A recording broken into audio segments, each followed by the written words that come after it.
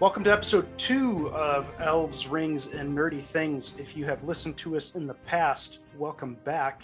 If you have not, you should go back and listen to episode 1 because we are currently doing recaps of the show Rings of Power on Amazon Prime. Every episode until the series or the season is done, we will be recording a recap of the episode, talking about the good, the bad, what we liked, what we didn't like, including a quiz at the end of every episode to see if we're nerdy enough to host this podcast. And then once we run out, we will move on to other nerdy topics, hence nerdy things. So please go back to episode 1 if you have not listened to that yet. Otherwise, many spoilers ahead. My name is Sean Briggs, co-host. I'm here with Sam Marvin, my other co-host. Sam, you have anything you want to add? Good afternoon, good evening, good morning, wherever you are in the listening world. Thank you to everybody who tuned in to episode 1. Thank you for your feedback for those of you who provided it. We look forward to integrating some of that feedback and improving as we move forward. Every episode, we're going to try to get better. Was episode 1 good? Were we good at podcasting? Probably not. But episode 2, we're hoping, is an improvement on 1. And we'll just see how it goes as we go forward. Episode 2, Sam.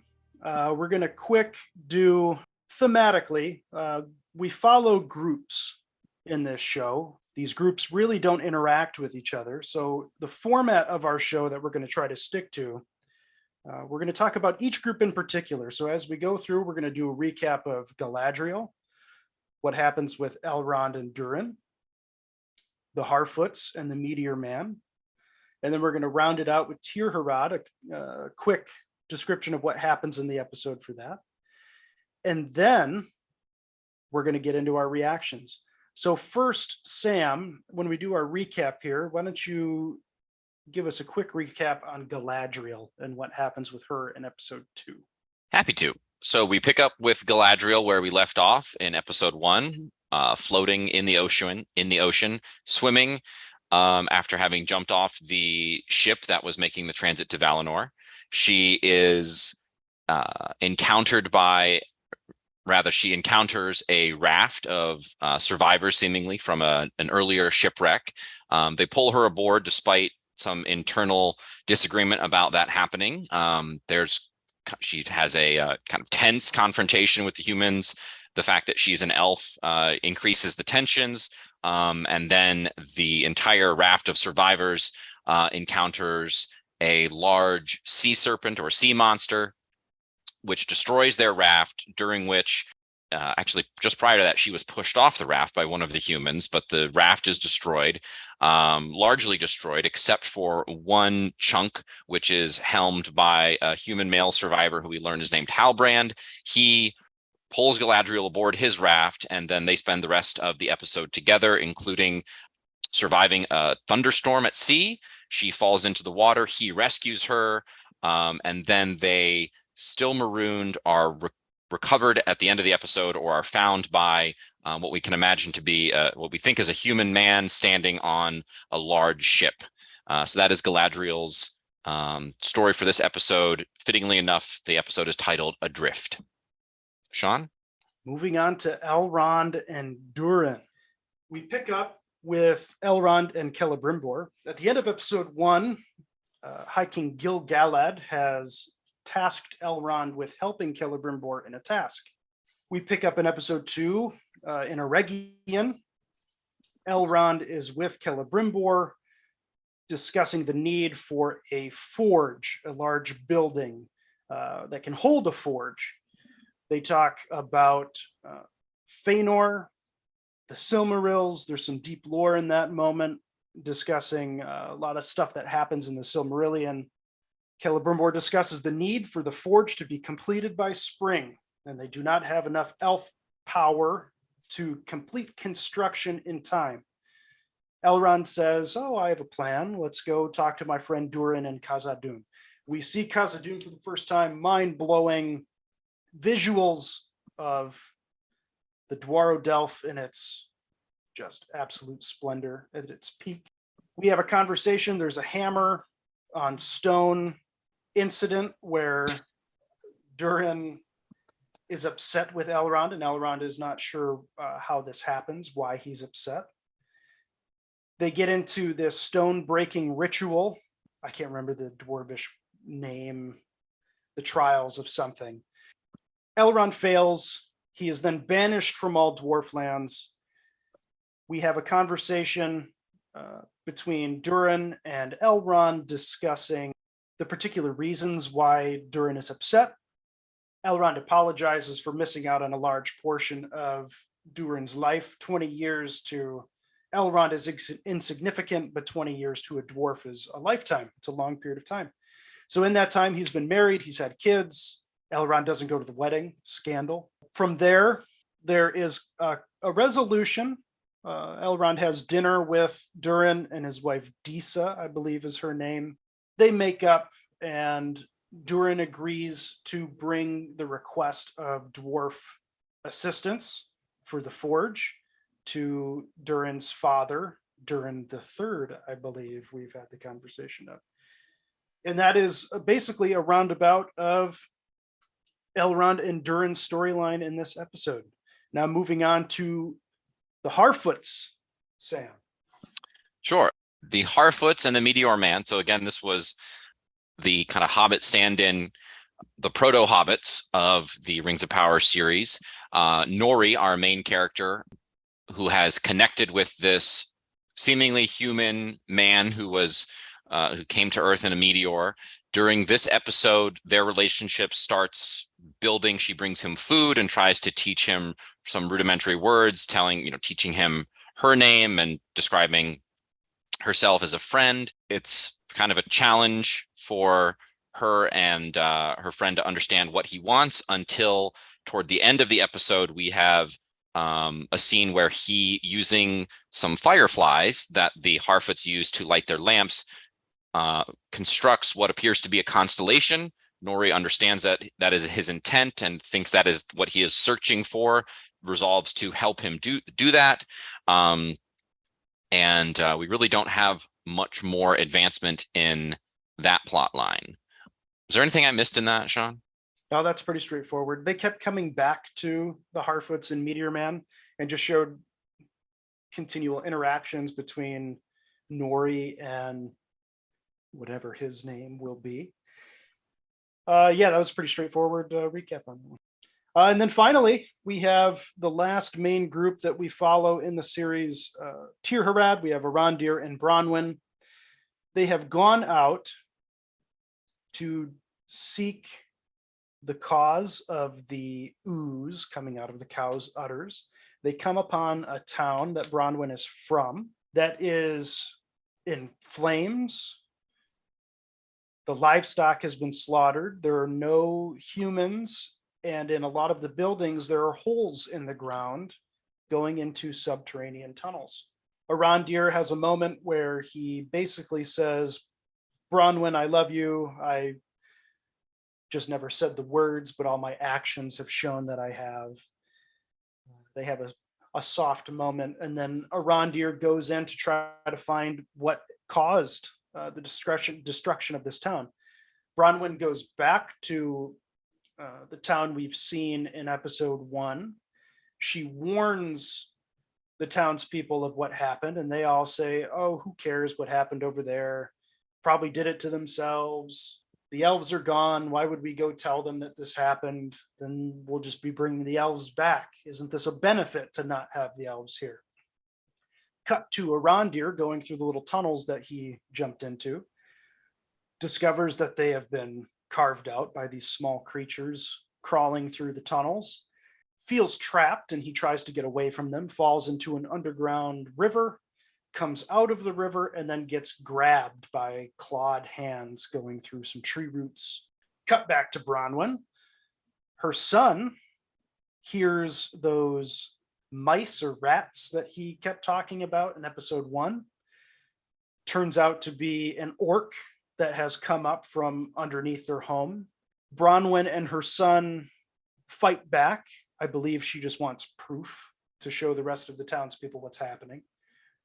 They kill the orc in a large battle. She removes its head brings it back to the inn as her evidence that things are going problematic. The next morning, most of the townspeople leave in a large caravan leaving the town. Her son pulls up that dagger that he found from episode 1, and some dark magic happens when we see the symbol that Sauron has been placing everywhere on the dagger. That glows, some dark magic appears to happen, and the blade returns to the dagger. And that is it for episode 2. Those are the main events that happen. As we go through, we're going to go through back and forth between Sam and I on our reactions. My first reaction of the show, or this episode in particular, was, like I said before, some of the visuals that we saw in Khazad-dûm. I liked that it was a tie-in to Jackson's trilogy. We see it after, oh gosh, is this thousands of years at this point by the time the events of Lord of the Rings happens, Sam? That's something that it's kind of unclear, right? We in the first episode we had the mention of it's been 1,000 years since that kind broke out. We really don't know where in the timeline we are. Historically in the canon, I think we know that eventually a Balrog is released by the dwarves in their quest for mining more mithril, and I believe that happens in the Third Age, which we are not currently in. There could be some changes to the timeline that the show is going to incorporate, but we are seemingly at the pinnacle or approaching the pinnacle of the dwarven civilization based on what we've seen. It could go higher than this once the mithril deposits are discovered and the relationship with the elves advances. But it seems like we're still some time away from the change that comes to Moria. Yeah, so however long it's been, by the time Peter Jackson's trilogy comes along and the Fellowship is going through the mines, this is after the events of The Hobbit, where Balin goes back to try and reclaim Moria. But we see it when it's at its worst. And some of those shots, though, from the Fellowship when they're trying to escape Balin's tomb, and they're in that huge cavernous hall and these massive pillars, and you see some of the visuals and you go, I really wonder what that would have looked like in its heyday. And we get to see that in Khazad-dûm in this show. I loved it. I loved how they showed how they can get sunlight throughout the cavern. They have these giant mirrors that are reflecting sunlight throughout the cavern. Moria is huge. It is a civilization in a mountain. So to be able to get the scale of that as they're walking across a bridge was fascinating to me. One thing at the end of the episode, in a brief subcategory I would like to call What's in the Box. At the very end, Durin 3 and 4 discuss some hostilities towards the elves, and then King Durin opens a box. I have my belief on what it is. Sam, I want to see what do you think is in that box before we go on? I don't think there is a chance that this is anything other than mithril. We've seen people saying, oh, it's a Silmaril. Oh, it's the Arkenstone. Oh, it's mithril. We get this canonically in The Hobbit, in The Lord of the Rings. We get it in the Lord of the Rings movies. The wealth of Moria is based on mithril. And I think some of the speculation is based on the fact that the box had a little glow to it. I can imagine that a Silmaril would have had a much brighter glow. The Arkenstone would have had a much brighter glow. This is a faint silvery glow. This is mithril. Also in the Fellowship, when they're walking past the mithril, the light from one torch causes that entire cavern to glow from the mithril. And I agree. I undoubtedly, this is mithril. We have the beginnings of that classic dwarvish greed. Mm-hmm. It just so happens that the elves need dwarvish help around the time that the mithril is found. there are common themes between the other works and this being Mithril. So I have no doubt that's what's. And in the scene, you get Doran the Third, the king of the dwarves, implying that the elves are up to something. The elves maybe suspect them. You mentioned the dwarvish greed. There's also this dwarvish kind of paranoia of, why now, right? Historically, or not historically, but in the Legendarium, the realm of Eregion was established after Mithril had been discovered, and specifically because it had been discovered, did those elven smiths come to an area close to Khazad-dûm. They forged a relationship with the dwarves, and their civilizations benefited mutually from the trade and the exchange of knowledge and craft between the two. So we're getting a slight change to that story. We'll see how it develops, but I think this is going to portray the emergence of Mithril into the world in the show. And we also know that it was in the quest for Mithril that the dwarves discovered and ultimately released the Balrog, the Balrog of Morgoth, which is basically a large demonic type entity, and it leads to the civilization's destruction. I think it kills the king. It kills other important dwarves as well. This is something we may see in the show. I think in the teaser trailers, we've seen a Balrog at least once or twice. So we get the beginnings of what will be a pretty tragic, destructive downfall of this dwarven civilization, which I have to agree with you. It's beautiful.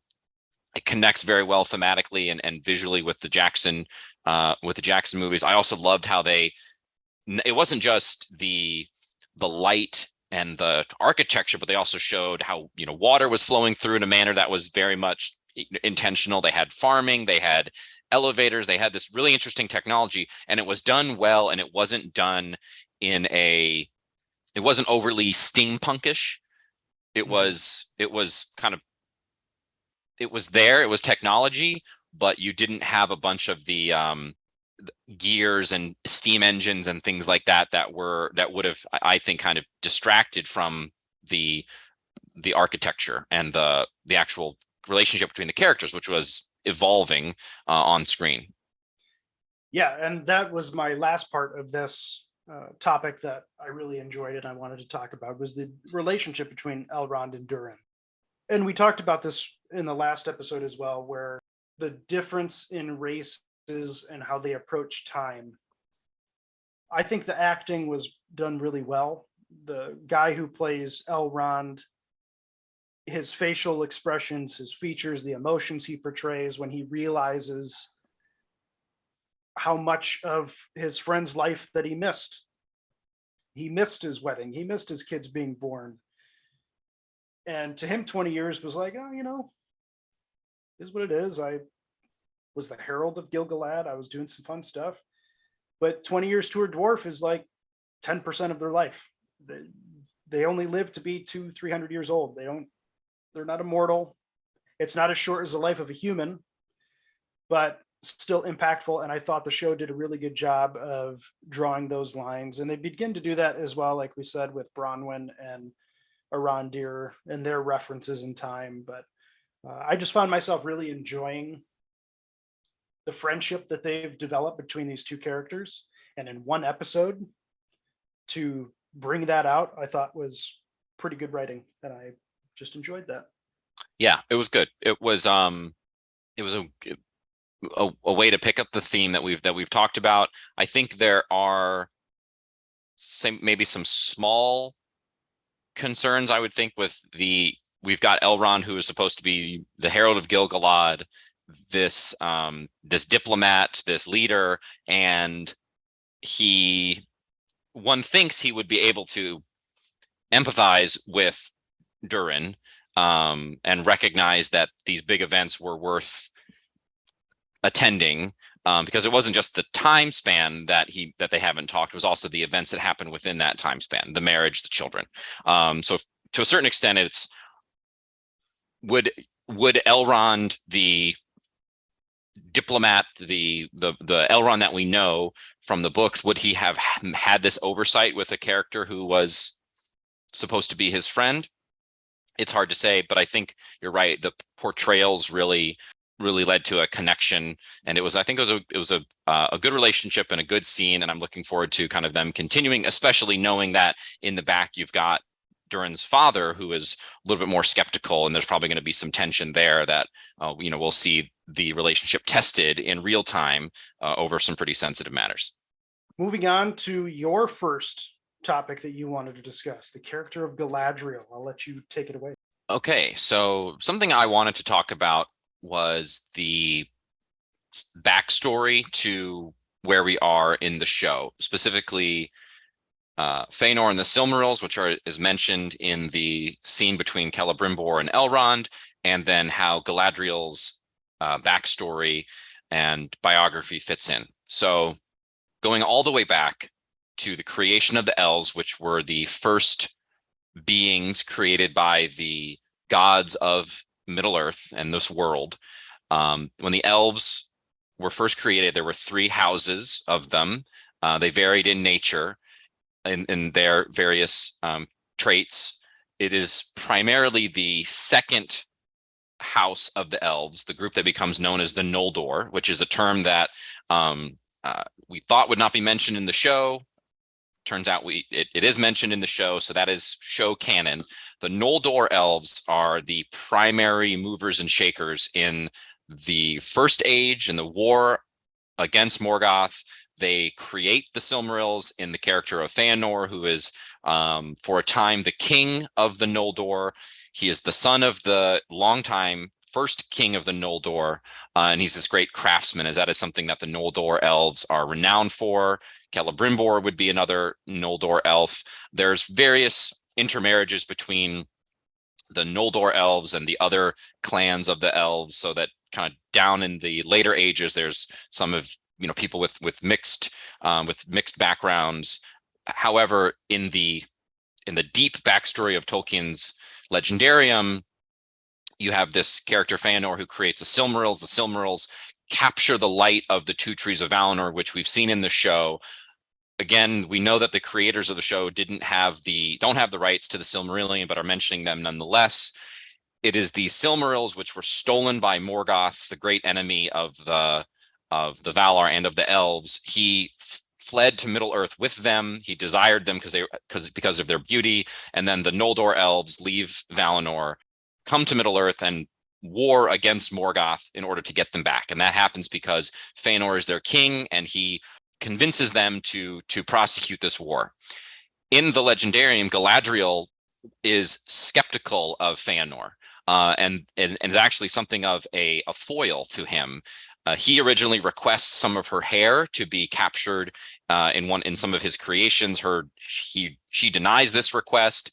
When he is convincing the Noldor elves to leave Valinor and pursue Morgoth, she goes in part to counteract his influence, which she disagrees with. And she also goes because she desires to lead and influence a realm of her own. And that is a similar motivation for her brother Finrod and for other elves that she is related to that are also royal. So Galadriel is a princess. She has been a princess since her birth in Valinor. She comes to Middle-earth in part to kind of forge her own path, found and lead her own realms, but also to counteract the influence of Fëanor, who's this very powerful figure, and his sons.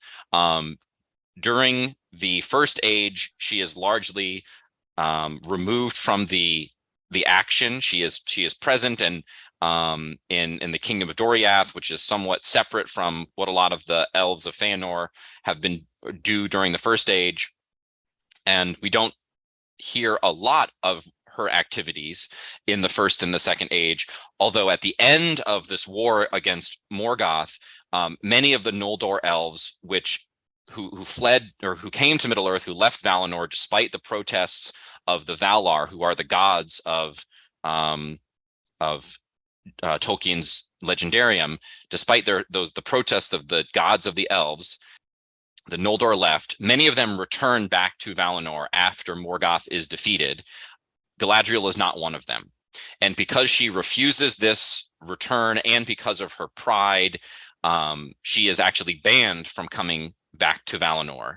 A ban which is only lifted in Lord of the Rings, which we see, and she has the line, "I've passed the test, I will diminish and go into the West." That is when she realizes that her prohibition from going to Valinor has been lifted. And so, of course, we see her on the ship at the end of the Lord of the Rings, returning to Valinor. So the depiction in the show of her going to Valinor doesn't it's seemingly there's no ban in effect, but we still know that she does not choose to do so.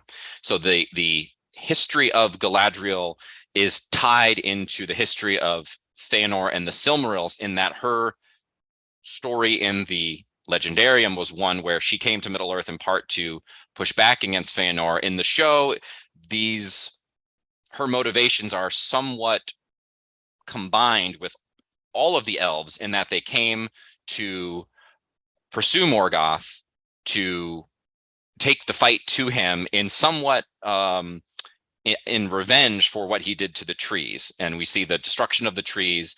And I'm thinking that over the course of this season, especially as we get more scenes with Celebrimbor and Elrond, we are going to learn more about Feanor and the Silmarils and the motivations for the war. So I'm looking forward to that. I'm interested to see how they're going to continue to tie in these deep cuts of lore from the First Age, things that they do not have the rights to, without making it too complicated.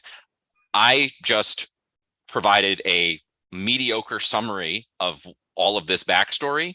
It will be a very challenging thing to portray on screen if it's just going to be dialogue and lore dumps. So I'm hoping that we get some creative ways of demonstrating this through the rest of this season.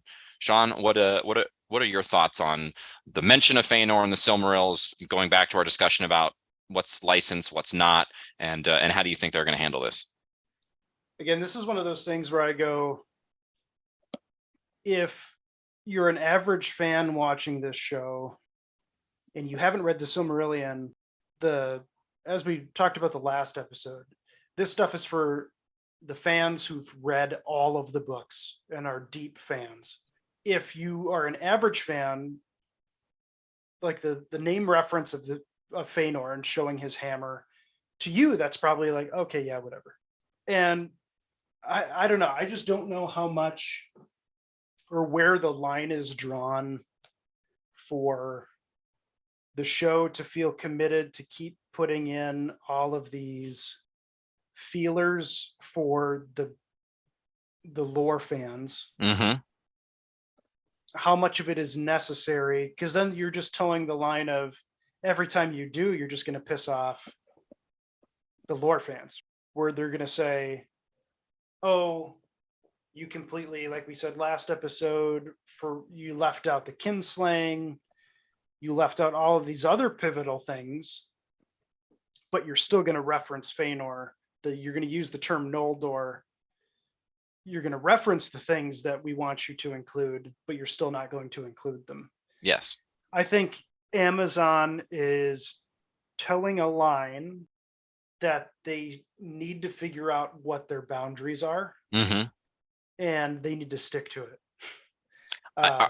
Are you concerned at all that show viewers who saw in episode 1 that the elves came to Middle Earth to fight Morgoth, and who saw and heard that Galadriel is motivated partly or seemingly largely out of seeking revenge for the murder of her brother, are those motivations going to be muddled by introducing the Silmarils?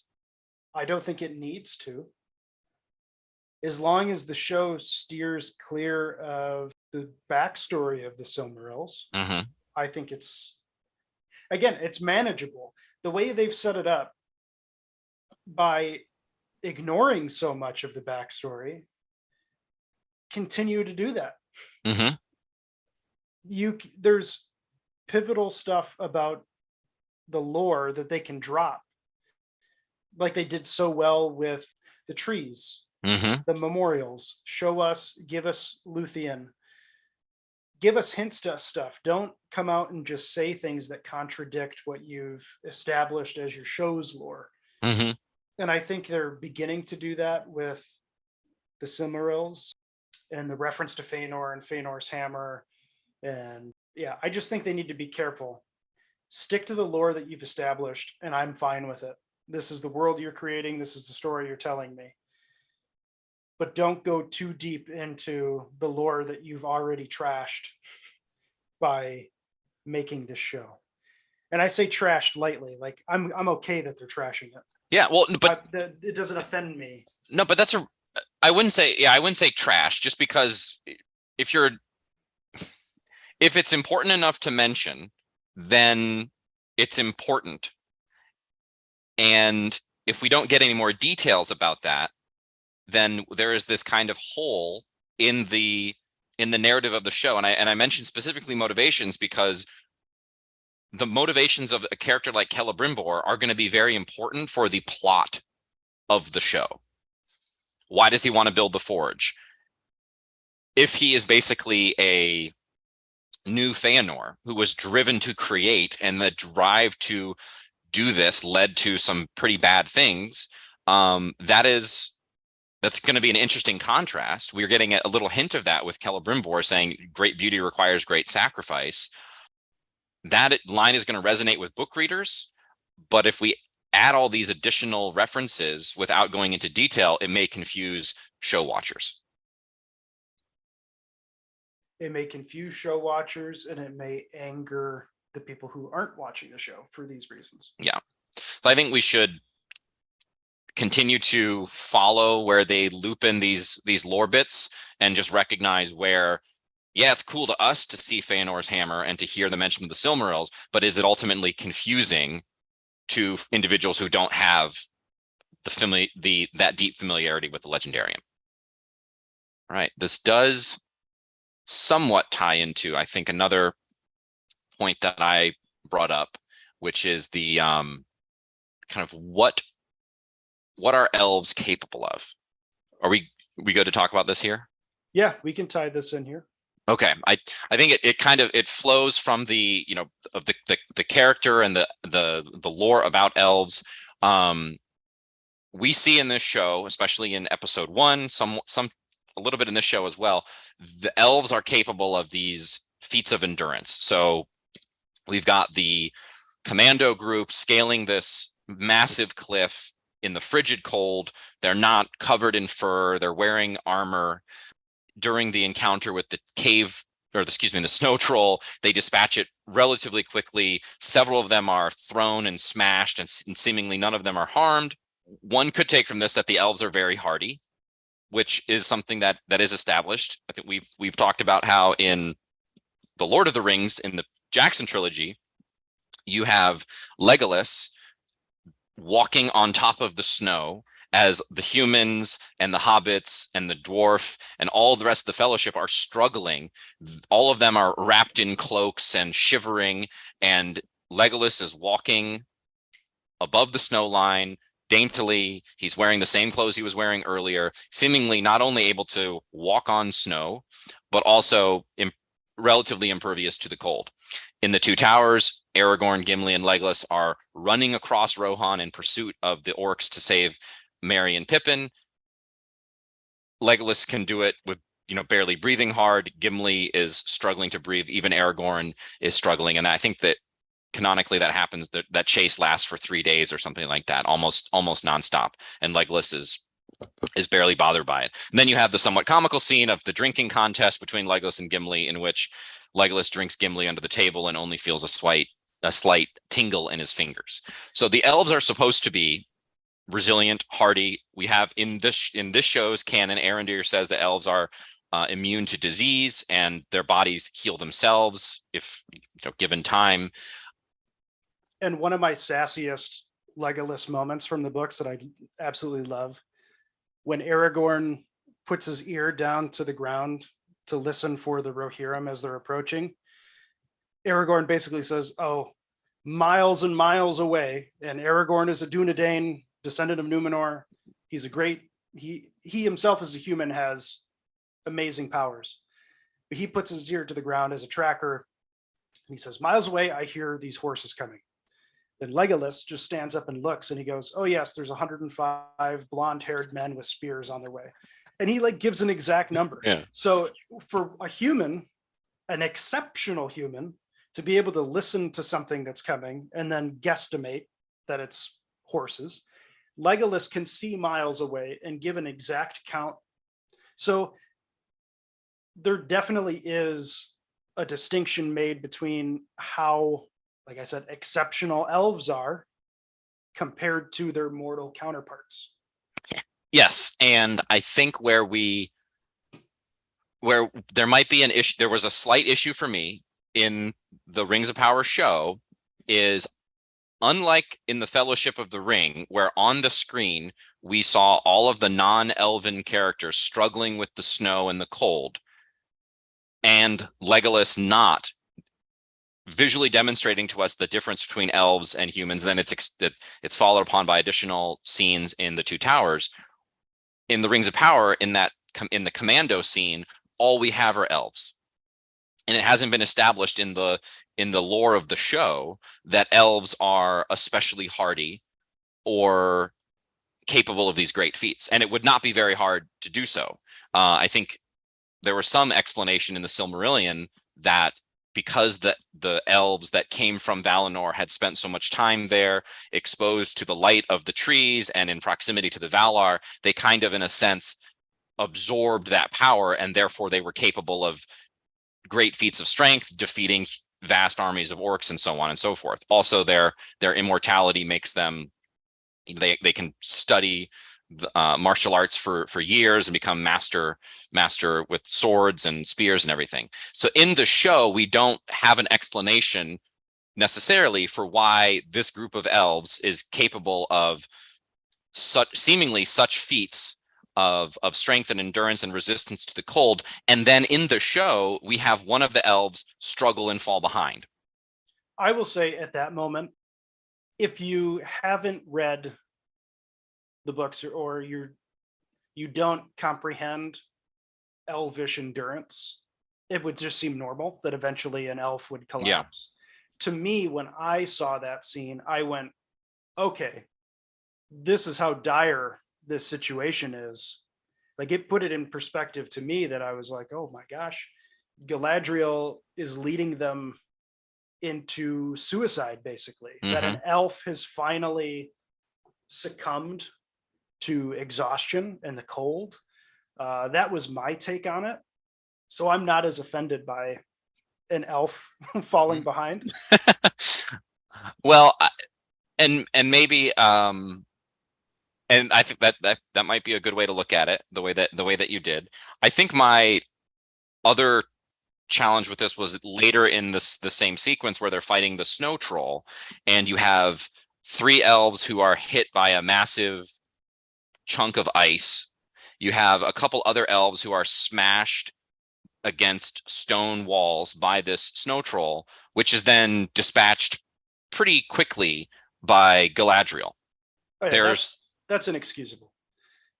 Like, you're going to show me all of these other instances where like Legolas can take down an Oliphant by himself, and it's going to take 6 highly trained commando elves to not be able to take down a snow troll. So that's you need Galadriel to step in and do it. But. Yes, and I don't want this to sound like we're complaining about Galadriel because she's a girl and why is she able to do it and they're not. It's just, it doesn't.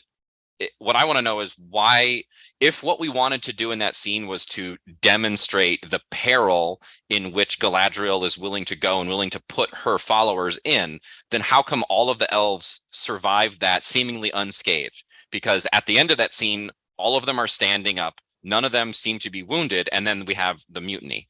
So I think it would be helpful to demonstrate at what point are elves in danger, because then that will, as the viewers, it will make us, we'll know what the stakes are when elves are in danger, which we will get to in episode 3. And we have a little bit of in episode 2 with Galadriel and the time at sea, which is the other point that I'm going to put on here. During the storm, their ship is struck by lightning, and she is seemingly thrown off into the water following the lightning strike. Only on my second watch did I notice that it seemed like she was hit by a lightning bolt and then fell into the water to be rescued by Hallbrand. So I guess maybe I don't want to. I must have missed that. Yeah, I don't want to be too critical here, but we do need to know what hurts elves and what does not hurt elves, what they're capable of, so that we know when our characters are in danger and when they're not. I mean, it did knock her unconscious. It's not like she got struck by lightning and was like, oh, brush it off, I'm fine. Okay. She was unconscious and was going to drown had she not have another individual. So is it silly that she got struck by lightning and was relatively fine? Yeah, that is a little far-fetched, but I do think showing that had someone not intervened, she would have died. I think that is your peril that they're trying to give you. Okay. But still silly that she can be struck by lightning, and the only thing that happens is that she goes unconscious. Yeah, I mean, and if you wanted to get her unconscious in the water, there are tons of ways to do that. She could have been hit by a piece of lumber that knocked her down. You don't need to have what it seems to be a lightning strike that you survive unscathed to then fall in the water, and then you are saved. Anyway, that's my point. And it's not to say she's a Mary Sue, which is a conversation that's out there. The elves are incredibly powerful, but we do need to know when they're in danger. If we want to be, as viewers, either in the state of suspense when they are in mortal danger, or to know when to, feel sad or anything else, we need to know what's at stake. We know based on the show, none of them are going to get COVID. Right? They're all immune to disease, but what can harm them so that we can care? Yeah. All right. That's my 2 cents on elven abilities. Okay, moving along on topics. I'm going to do 2 of mine at once just to get them out of the way. And it's more of the creatures that inhabit the world besides the main races that we followed at this point. So for me, I'm going to quick talk about the orcs that I think is one of the best portrayals of orcs that we've had. The Fellowship, or the Peter Jackson trilogy, starting with the Fellowship of the Ring, the practical effects that they used were amazing. The Uruk-hai, we're not going to talk about the Hobbit orcs because most of them are CGI and took me out of it completely, but we've gone back to practical effects. And not only have we gone back to practical effects, but they are much more in the subgenre of horror that I think we need in this show. In the tunnels, you see these they've got fingernails that they're using to dig through the tunnels.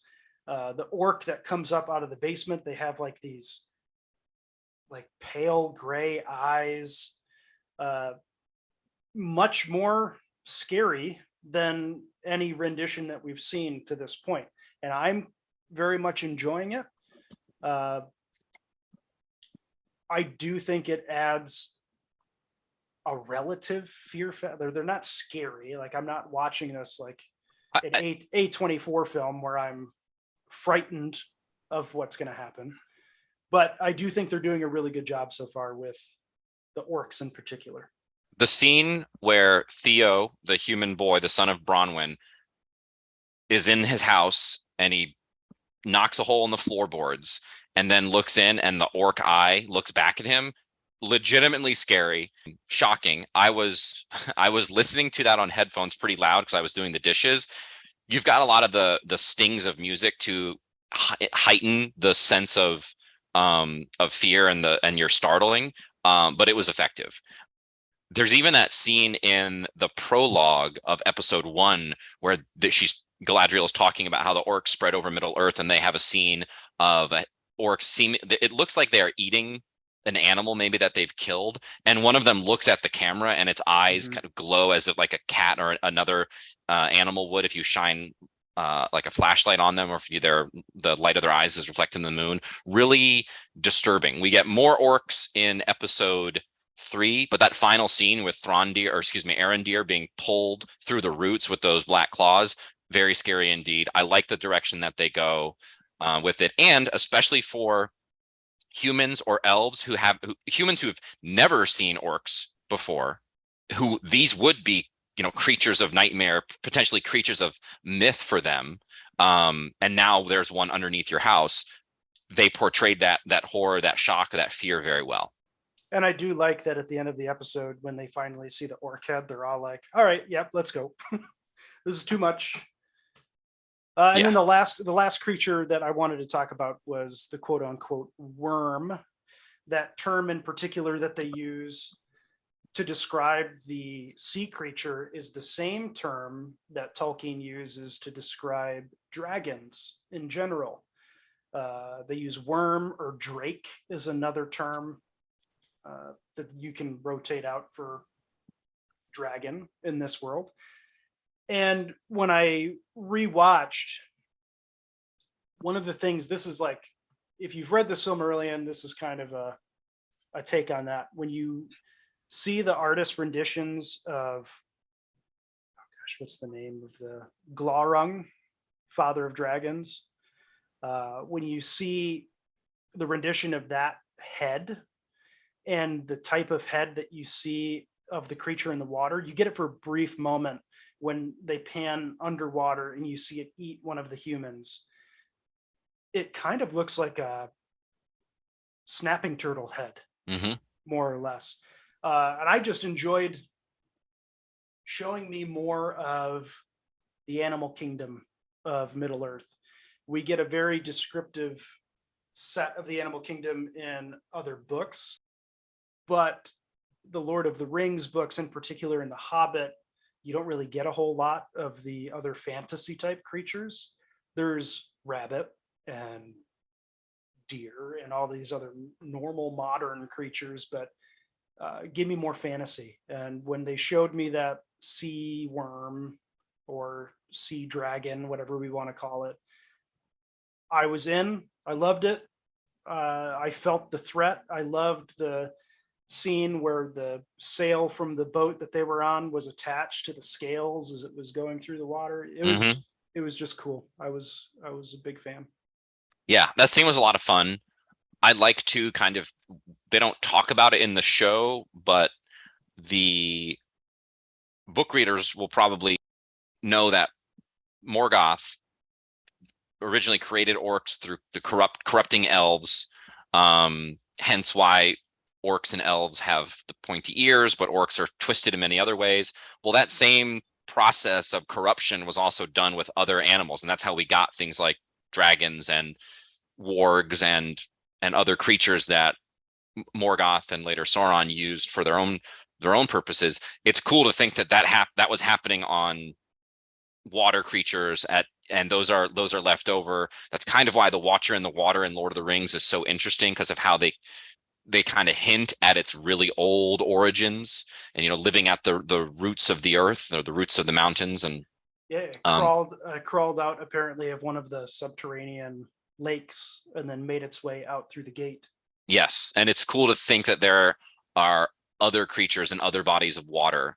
And it also ties into kind of some of the mythology that was inspiring Tolkien when he was writing Lord of the Rings and the Silmarillion, and how sea serpents and krakens and things like that exist in our mythology as well. And kind of the more that we study the natural world, we see what may have inspired some of these depictions. But it was really cool to see an actual sea serpent on screen. And if you'll notice, I think there are artistic depictions of sea serpents in the maps that we have in between scenes. And so that was also a cool tie-in. So going from that to something that is completely outside of the Legendarium, Sean, you want to talk about the Meteor Man? Yeah.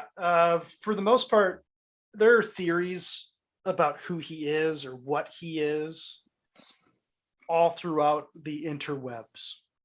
And all I'm really going to say about my theory, I don't have a firm, this is who he is in the characters of the Legendarium. all I'm going to hint at is that I just believe that he will turn out to be evil in some form. And that's all just based on what the show has given us so far. In episode 1, when they are in the far north in Faradwaith in one of Morgoth's former strongholds, one of the elves references that their torch is not hot. And then Galadriel says, oh, evil of this magnitude, for some reason, fire is no longer, doesn't give off heat. When Nori falls down the crater into where Meteor Man is, she says, oh, the fire, it doesn't hurt me. It's not hot. Then again, when he's at the end of the episode, he basically uses fireflies to paint in the sky what constellation that he's looking for is, and the fireflies die. So Gandalf has a history of talking to moths, but the moth doesn't die. And I understand that the theory is that this is Gandalf he's still learning how to use his powers. Gandalf is a Maiar who's existed. It's not like and they may go against lore of the history of Gandalf, but Gandalf is existing with the Valar. He's a servant of one of the Valar throughout this entire time. When he comes to Middle-earth, he takes the shape of an old man. I think it's too far of a stretch for this to be Gandalf, and I might be proven wrong, but the moth didn't die when Gandalf talked to it at the end of, or during the Fellowship of the Ring. Fire isn't hot, which Galadriel has already said is a symbol of something incredibly evil. And the fact that this being has no idea who or what he is. All he knows is that he's looking for a constellation. In the lore, even though I know we're going away from it a lot, Gandalf, a Maiar, has existed this whole time, and I believe would have at least a concept of who or what he is. The only thing that I can draw to that he forgets who he is in the Two Towers, when he's talking about passing beyond all time and space. And then he comes back and they go, Gandalf, and he goes, oh, that's what you used to call me. There's kind of a reference to him going beyond the veil and then coming back and not remembering who he was, but I don't know. This seems like too far of a stretch for it to be a good character like Gandalf. So I agree and I disagree with you. I agree that it's not Gandalf, but I disagree that he's evil, or he is evil from the beginning. And I think there's a couple pieces of evidence for that. One, the meteor comes out of the west. Galadriel, we established that Galadriel was the first person in the show to see it, and we know that it's coming out of the west, through which the elves of that she was with just passed into Valinor. I cannot explain how Gil-galad saw corruption on that leaf and the black speech. There was black speech on the soundtrack to that snippet. I can't explain the cold fire. I will say that the cold fire is something that Galadriel just asserts in that scene. You know, it's so evil here that fire has no heat or whatever she said. Maybe we're supposed to just believe that she knows what she's talking about, but that could just be something that she says. And there are other explanations. For instance, in that scene, or the scene, I think it's in the scene in the first episode, the fire dies down and then bursts with him. So the cold fire, he may be somehow feeding off of the energy from the fire.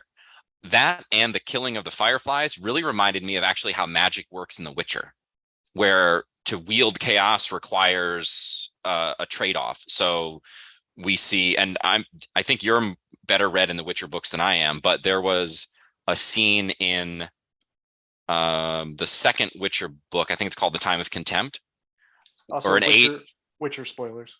Yeah, Witcher spoilers, where Ciri is in the desert and she encounters a unicorn, and she needs to heal the unicorn, and she wants to use chaos to do it, but she doesn't have any power to draw on because she's so weak. And so she starts a fire.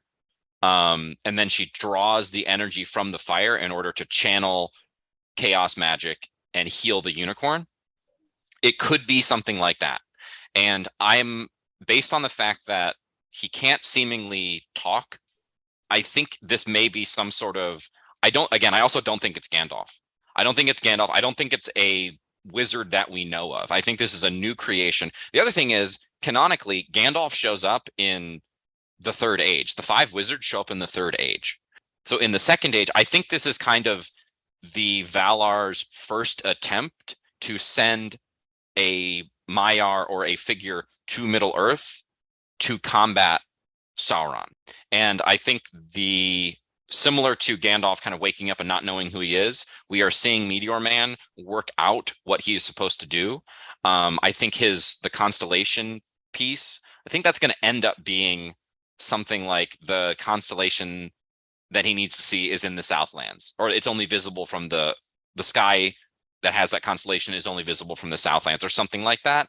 And this is pure speculation, but I think we're going to see the Meteor Man maybe sacrifice himself at the end of the season or at some point in the series to protect Nori or to protect Harfoots or some other race of free people from the enemy. Anyway. My last piece on that is just for the Valar, who are basically gods, to just send a Maiar and then have the Maiar get there and be like, oh, who am I? What am I supposed to do? Where am I supposed to go? Seems that would be a stretch and too much of a draw from lore. I would be pissed at that if that's what they ended up doing. It's so easy to just say Maiar and Valar and all of these beings, they have existed. And it's not like when the meteor lands, this guy just came into existence. It's so easy to create a character that would know who he is and what his purpose is and why he was sent somewhere. And if it ends up being that the Valar just like dropped a Maiar in the middle of nowhere and he has no idea who he is or what he's supposed to do, and they're just like, all right, figure it out, I'd be like, what the hell are these gods doing in Valinor then? Like, that's such a bad plan of action. So there is a third possibility here, which I don't, and it's not mutually exclusive of what we've discussed. It could also be the case that this is just not a very well plotted story element, where the writers just did not do a very good job putting themselves in the position of what would it really look like for a Maiar to show up for the first time in Middle Earth. And we keep saying Valar and Maiar. Valar are the gods of Middle Earth. Maiar are the angels, basically. So Gandalf is a Maiar. He is an angelic figure. Saruman is a Maiar. He is an angelic figure. They're very powerful, but they are also not free to do whatever they want. They are constrained by the Valar. I think this may be a way. This might be just how the writers are portraying it. It might not be great, but this could be what they're doing. That's what I'm saying. If that is how they're trying to portray this, I hate it. Well, we'll see. We'll see how it develops. And I very much hope that you're wrong in your assessment. I think there's more to discuss here. Obviously, we're going to keep coming back to this plot element, but I think we get more screen time with Meteor Man in episode 3, and there's more to talk about there, but we should save it for that podcast. Sam, as I'm looking at our outline, why don't we group in your next one with our meta criticisms? Okay, I like that. It seems like it ties in pretty well. Sure. And then also with your last one, actually, we could just do all of those. Let's do all those. And then our last topic of our opinions on what's happened. The last thing I want to talk about is just the music in general. I had a couple thoughts. A lot of people are upset that Bear McCreary doesn't sound like Howard Shore and the Peter Jackson and 2 trilogies, because Howard Shore did all 6 films. I don't need Bear McCreary to create a soundtrack that sounds like Howard Shore. I want good fantasy music Howard Shore gave us the main theme, so he is involved in the works. But similar to Star Wars, like, we need to branch out. We're not going to have John Williams for every piece of Star Wars material, especially when they're branching out as much as they are. I look at what Marvel's doing. Marvel, with all of their films, it's beginning to feel like different genres in a superhero genre. When you have Ant-Man, it's more of like a heist film. When you have Captain America, Winter Soldier, it's like a spy film. So I like the feel of all of these different themes and subgenres that they're giving me in Marvel. And Bear McCreary is giving me a different feeling than Howard Shore did. It's a different world. Well, it's not a different world, but it pretty much is. It's a different feel. It's a different era of this world. I don't want it to sound and have the same emotional feel that Howard Shore gave me in the Lord of the Rings films. I'm okay that Bear McCreary is doing something different. He has a track record of doing other fantasy material, and I think his take has been pretty good up to this point. What are your thoughts so far on Bear McCreary and the soundtrack? I'm with everything that you're saying. I agree with you. I think it feeds back into my comment in episode 1 that the show needs to stand on its own. The show should be considered its own universe. You mentioned Marvel, like all the Marvel shows and movies exist in the MCU, and they're very deliberate about that. We haven't been told, and I don't think there's any reason that we should consider the show and the Jackson films to be in the same universe. We know that the show is diverting from the Legendarium canon, and so I think it's, the producers, Bear McCreary, everybody is responsible for building a Middle Earth that is both believable but also different. That's a tall order. I'll say so far the music has been fine. There's never been a time when I thought, oh, that's just a ripoff of the Lord of the Rings music. There's also never been a time when I've thought to myself, this music is really making the difference for me. I'll try to pay a little bit more attention to that. I tend to focus a lot on the dialogue and the visuals and kind of just let the music happen.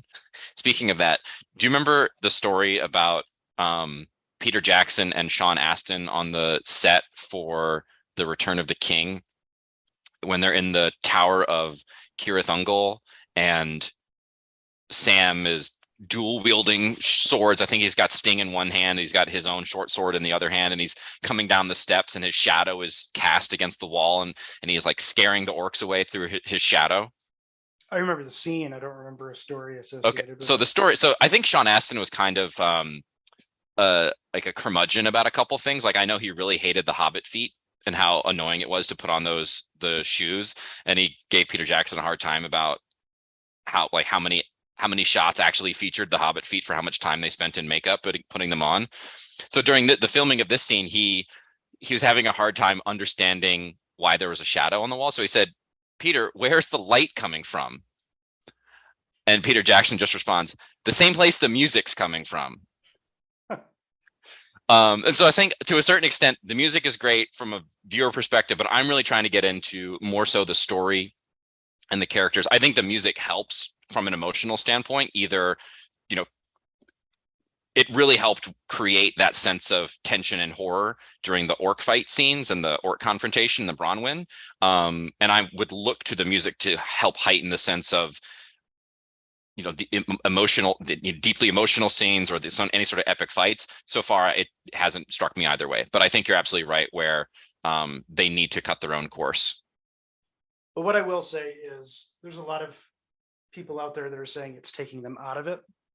And I'm just saying it hasn't done that to me. Okay. Has it given me more? Has it given me the amount of emotional feel that Howard Shore does? No. But I'm also not sitting here going, oh, I'm not going to watch the show because the music sucks or the music's terrible. I don't think the music's terrible. I don't think it sucks. I think it's fine. And it just is what it is. It's not taking me out of it. And I think the criticism, I guess, is more what I'm upset with than the music itself. I don't think it's great, but I think everybody, I don't want to say everybody, a lot of the critics who are bringing negative opinions are already denouncing the show as if it's already concluded the story. And I think regarding music specifically, so much of what makes soundtrack and score great are the things that we associate with the scene. So there are certain bits of music from the Lord of the Rings that I instantly associate with, epic confrontation and defeating an enemy and things like that. We just haven't had those big scenes yet in the show where the music is going to be the thing that draws me back. If I hear it 20 years later, I'm right back. Right now, if I listen to the Lord of the Rings soundtrack, I'm right back to the the Balrog fight. The Charge of the Rohirrim is probably the best one, the best example of that, right? We just haven't had that many moments in the show yet. Our meta criticisms are pretty much, so we have an article that Sam brought to my attention that we wanted to discuss, and it's on the use of Irish accents, in particular with the Harfoots. His last couple topics that he wanted to talk about as well included the dwarven portrayals, and then just the fact that accents in the show can be too much at times. Now, I want to thank Sam for bringing this article to my attention. It is from the Irish Times, contributor Ed Power. When I read the article, I didn't realize how much the accents were having an impact, and that's out of ignorance because I'm not Irish. I don't have an Irish accent. I might have Irish in my lineage from years and years and generations ago. But when I watched the show, I went, oh, Irish accent, Harfoots. But when you read the article and you realize how much of a caricature and stigma is associated, and there's a line from the article that I just want to bring up before I turn it over to you. We should, everybody should go and read this article. Ed Power, Irish Times. Do not do a Google search for Ed Powers because I think there's a porn star with that name. And you don't want to get any pages that you shouldn't be looking at, especially if anybody is reading your screen over your shoulder. So we'll put a link to this article in the Facebook group associated with the show, and then in the show notes for the podcast, so you can go and read it for yourself. It's well written. Sean, you were going to quote from it though. Yeah. So my quote is, he talks about referencing, it's a bad reference to the 70s, the 1870s. And it draws that theme of Tolkien not being, I guess the term is like politically correct towards other peoples that have existed within the United Kingdom and in the Irish and British Isles for a very long time. And this Anglophone preference in Tolkien's works. And the showrunners are not doing any favors to fixing the shortcomings of Tolkien with the accents that they've chosen for the show. And Sam, this is your baby, so I'm going to let you give a little bit more. So I will say that of every time that we've come to do a review of the show, I've watched the episode in question twice. On my first watch of episode 2, I was watching next to Haley, my wife, your sister, and I paused the show and I turned to Haley and I said, "Have you ever seen the movie Snatch?" And she goes, "No, I haven't." I said, "Okay, well then this reference isn't going to be for you." So, Sean, have you seen the movie Snatch? I have not seen Snatch. Oh, you haven't seen Snatch? Okay, so great movie. Plug that one as well. Guy Ritchie production. In the movie, there are several characters, including one portrayed by Brad Pitt in what is an incredible role. Just great, comedically great portrayal. It's kind of it's a Guy Ritchie gangster movie. There are several characters who are Irish gypsies. I think they call it the more politically correct term is Irish travelers, I believe. The derogatory term in the show is pikeys. or in the movie as pikeys.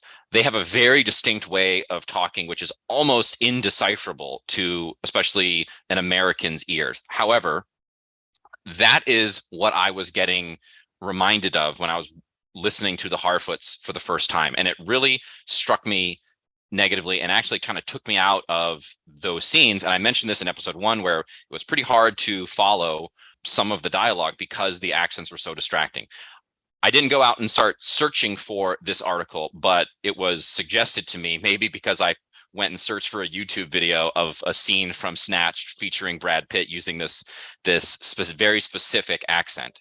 And so the author of this piece is describing what, Sean, what you laid out, where this picks up a thread, but it's really something that exists in British media elsewhere. And it's a bias where most Americans, especially modern Americans, really are not going to be able to connect with this. Maybe with the exception of people who are, very particularly tied into their Irish heritage, where the portrayal of Irish characters very quickly turns kind of farcical in a way where you're kind of punching down. And so the article itself is great. There's a few lines from it which just are so well written, bring up a lot of imagery. I'm going to quote from it here, referencing the show. It features a race of simpleton proto-hobbits, rosy of cheek, slathered in muck, wearing twigs in their ears and speaking in stage Irish accents that makes the cast of Wild Mountain Thyme sound like Daniel Day-Lewis. 20 minutes in, I'm having flashbacks to that 1997 EastEnders episode with the fighting villagers and the donkeys walking the streets. I don't know what Wild Mountain Thyme is. I know what EastEnders is, but I've never seen the show. I certainly haven't seen that episode. But it instantly kind of draws this image of, this is just the latest iteration of using Irish accents in order to explicitly portraying Irish people as not as unsophisticated, primitive, etc. Which falls into our message of this podcast is fantasy is for everyone. So the fact that there's not really any positive trope so far with the use of the accent, and the fact that Ed Power describes doing a Google search and none of the Harfoots are actually Irish. They're all either British or whatever you want to take. So then you have a bunch of non-Irish people doing a stereotypical Irish accent should put a bad taste in your mouth when you look into it. But taking it from the lens of fantasy is for everybody, you don't want a group of people to watch your show in a fantasy world and then have these modern negative implications surface. Yeah. Anybody should be able to watch a fantasy show and leave it going, oh, okay. But the moment you have that, like, I can't imagine the Amazon Prime showrunners were purposefully trying to have this slight towards the Irish population. But the lack of foresight, just like we talked about in the last episode with D&D and Spelljammer and all of that, to see how this could be an issue and not address it is problematic. And I hope that there is some writing or some thing that can rebound it, at least for Irish viewers or Ed Power to come away from the show at the end and be like, well, they at least did this, or they improved this and made it better. But the fact that he said 20 minutes in and he's already out of it, like, your viewership, you're ruining your viewership. I think we should say that Ed Power is one guy, one person. We don't know how this landed among other viewers. I think he's an opinion writer as well. And from what I got when I was clipping the article, there seems to be other areas where he is a very strident advocate for Ireland and for Irish people and for these issues. So this seems he may have been kind of already inclined to perceive a slight, where I think you rightly so said that they probably didn't go out and intend to portray the characters in this way, in a manner that would offend or stereotype or slight Irish people. The challenge for me, and this is, I went back and I watched clips from The Hobbit, and just thinking to, or excuse me, clips from the Hobbit trilogy, and just thinking back to the Lord of the Rings movies. Accents do not play a really prominent role in when it comes to main characters. So thinking specifically about the Hobbit trilogy, you've got the dwarves. They speak with, some of them speak with Scottish accents, which we can talk about in the show as well. But Thorin does not. He does not have a pronounced Scottish accent. I think he barely has an accent whatsoever. Is it Killy or Philly who has the romance with the Tariel character? Keeley. But what I will say about Thorin and his accent, I think they're trying to distinguish him as royalty from the rest. So I think he has more of a British droll, I suppose. Yes, which that is the other aspect of this, is Tolkien uses accents to uses accents and manner of speaking to distinguish characters in their social standings. And then he also uses accents that reflect different social standings as characteristics of various characters. So in The Hobbit, there are 3 trolls in a very memorable scene. Those trolls are using, their dialogue is written with Cockney accents. The ways that the way that they drop off or elide certain syllables and their pronunciations of certain words, the way the words are actually portrayed on the page, that was a way of ascribing a lower class manner of speech to a specific group of characters. So this, I mean, we've talked about Tolkien being a philologist before. He uses language very intently in his works. I think the screenwriters and the creators of the show are doing their best to portray these. I think that the phrase was familiar but different in the way that they use specifically the Harfoot accent. But in my opinion, it's too much. It's distracting.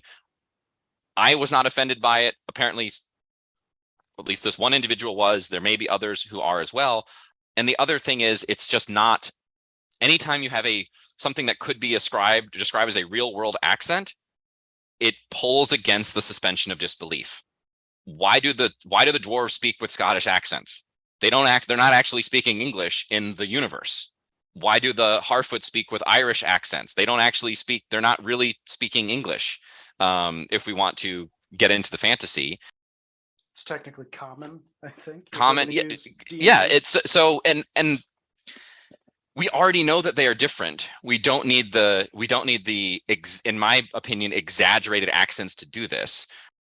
I will say, D&D common is technically whatever language the DM is. Yeah. So for our hopeful one day French listeners, common would be French. I don't want to make people think that we are a little uppity on the English language, but yeah, no, I wish I spoke more languages than just English, but I do not. And sometimes I struggle with speaking English particularly coherently. But yeah, so my short takeaway is, I think the accents are too much. It's distracting when the Harfoots are speaking. It's part of their portrayal as these very primitive people. I think in the next episode, we have more time with them than in this episode, and there's a little bit more to talk about. The final thing with the dwarves, they have the Scottish accent. Unlike in The Hobbit, the king, or the prince in this case, Durin, speaks with a very thick Scottish accent. So does his wife. The scene of the rock breaking contest between Elrond and Durin, I thought that the way that they portrayed the dwarves was a little inconsistent with the other portrayals of Khazad-dûm as this beautiful, sophisticated place. And then you come into this room with the dwarves and they're boisterous and they're drinking. And I think several of them are shirtless and disheveled. And what you have is there's a discrepancy between what the Khazad-dûm that we're seeing and the people who inhabit it, the dwarves that inhabit it. And this is something in Tolkien's Legendarium where we keep referencing the first age, second age, third age, fourth age. These ages, Tolkien described a world that was declining. The first age was the height. The second age was a decline from that. The third age was a decline from that. The fourth age was a decline from that. Even if men had been triumphant over Sauron, the elves had still departed, the other people were leaving, and that was seen as a bad thing. And that's reflective of kind of mythology and philosophy as well, with the idea of the Bronze and the Iron Age, and before that, the Silver and the Golden Age. So here we are in the Second Age, the height of the Dwarven civilization, and the dwarves are portrayed in a manner similar to, but even more exaggerated than they are portrayed elsewhere on screen. And again, I recognize that this show and the Jackson movies are not canon, but the immediate comparison I had was to that scene the scene in the Prancing Pony in the Fellowship of the Ring, where you have these humans who are they're shot from a low angle, so you get their height is exaggerated, their features are exaggerated. There's a lot of slow motion. There's a lot of kind of guttural sounds, and it's supposed to do, I think, two things. One, portray the alien nature of the human beings to the hobbits, and contrast them with the character of Aragorn, or Strider, in that scene who we meet later, emphasizing the fact that he is this noble character. He's this king in hiding. With the dwarven scene in this episode, we see them doing very similar things. There's beer guzzling and whatnot. I think a lot of these are kind of stereotypes of dwarves that have been perpetuated in other fantasy that's kind of being drawn back into the original base material, but kind of in a misplaced way. And I think what we should be seeing are dwarves and elves who are equal in many ways and on equal footing, but instead you have this very refined Elrond surrounded by a bunch of, beer guzzling, shirtless, thick accented dwarves, and it's kind of jarring. Anyway, that was a long rambling monologue about the dwarves. What did you think of that scene, Sean? I thought it was fine. Okay. I will say, I think I'm just conditioned to accept that as being what dwarves are in fantasy. So when it happened and they walked in, I was like, oh yeah, this is just how dwarves are. So, I mean, I agree with everything you said, but it's just a conditioning of my fantasy love. All right. Well, I guess that's something that we're going to get more time with the dwarves down the road. We know we're going to get more time with the Harfoots. Maybe in future seasons, the accents will be toned down. But I think in both cases, it's a little much. And I'm going to try to overcome it. I think I will. It's a relatively minor, nitpicky issue, but it is something that struck me that I wanted to raise up. All right, Sean, are you ready to be nerdy enough? I have a feeling like I'm not going to be, but I believe in you. We'll see. We'll see how this goes. All right. So we have 10 questions pulled from the Legendarium. I tried to get a good mix of first, second, third age questions, various novels, various other books. So here we go. In episode 2 of The Rings of Power, we see Khazad-dûm, greatest city of the dwarves. In years to come, following the release of the Balrog, it will become known as Moria, which means what in Sindarin? I do not recall. It means the Black Pit. Okay. Already, I am not nerdy enough to host this podcast. It's all right. We'll give you. We'll let you keep doing it though. Question 2. Featured in the Lord of the Rings scene we discussed last week, what do hobbits call the large beasts used by the Haradrim? Oliphants. Correct. Bonus question. What do Haradrim and the Men of Gondor call them? I don't remember that. Mumakil. Oh, Mumakil. All right. Question 3. Fëanor was mentioned by Celebrimbor in episode 2. Who was the father of Fëanor and the king of the Noldor in Valinor? Is it Finarfin? It is Finwë. Finwë.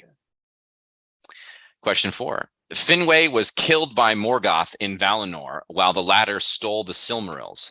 The murder and theft occurred shortly after Morgoth, and what entity destroyed the 2 trees of Valinor? Ungoliant, the mother of Shelob. Correct.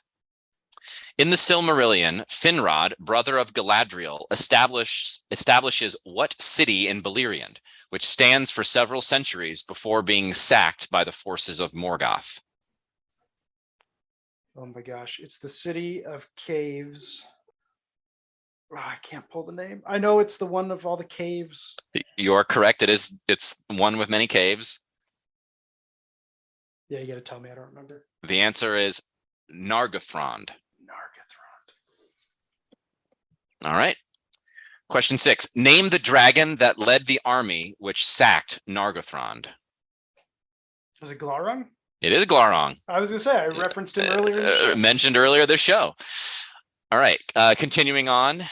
Question 7. In The Hobbit, what species of bird tells Bard the Bowman about the missing scale on the dragon Smaug? A thrush. Correct. Excellent pull. For some reason, I kept thinking raven.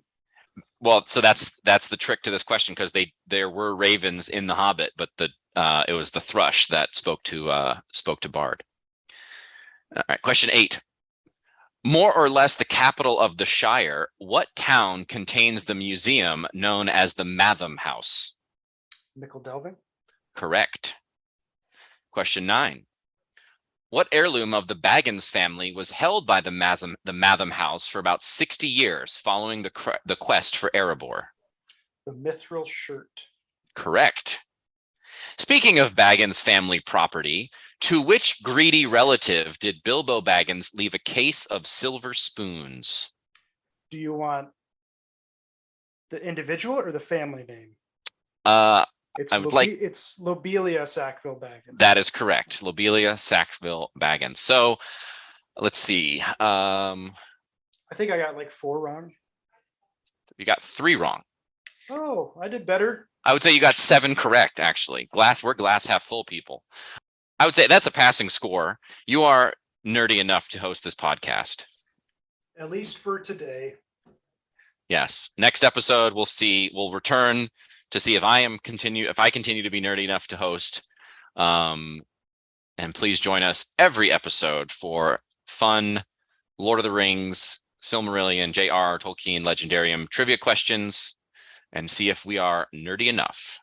And with that closes out our episode. Thank you for listening to episode 2. If you've managed to get through it with us, we are always trying to be better and do better and get better at this. Please look out for episode 3. Will hopefully come out a few days after this one. So please be on the lookout. Please like and follow our page on Facebook, Elves, Rings, and Nerdy Things. Sam, closing words? I would say if anybody has any feedback for us, suggestions, questions, recommendations, please share those with us on that Facebook page, Elves, Rings, and Nerdy Things. You can also send us an email, elvesringsandnerdythings@gmail.com. Please listen to the podcast, subscribe on your podcast catcher, and share it with friends. We hope to continue to spread the word and grow and improve in quality. With that, we will sign off. Stay nerdy, my friends.